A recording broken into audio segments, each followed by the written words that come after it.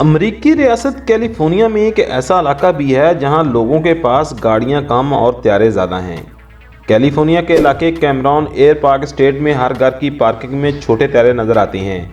यहां बसने वाले हर खानदान के पास जाती त्यारा है। मीडिया रिपोर्ट्स के मुताबिक यहां के रहने वालों को अपने दफातर भी अपने हवाई जहाज़ों पर जाना पड़ता है, क्योंकि ज़्यादातर अफराद की मुलाजमत करीब वाक़या शहरों में है। जहां तक बजरिया गाड़ी जाने के लिए इन्हें 2.5 से 3 घंटे लगते हैं, जबकि त्यारे से वही सफ़र निस्फ घंटे में तय हो जाता है। यहाँ के रहने वालों की ज़्यादा तादाद इब्तदाई मकीनों में शौकीन और जंगी जहाज़ों के मखसूस तादाद शामिल थी, जिनके अलादे हैं, और हवाईबाजी के शौकीन आज भी यहाँ रहायश पजीर हैं। उम्मीद है फ्रेंड्स ये कैमरॉन के हवाले से छोटा सा फैक्ट आपको पसंद आया होगा। पसंद आया तो हमारे चैनल को करें सब्सक्राइब और साथ लगे बेल आइकन कर लें, ताकि इस तरह की मज़ीद वीडियो आपको बर वक्त मिलती रहे। मिलते हैं नेक्स्ट वीडियो में, तब तक के लिए इजाज़त दीजिए। अल्लाह हाफिज़।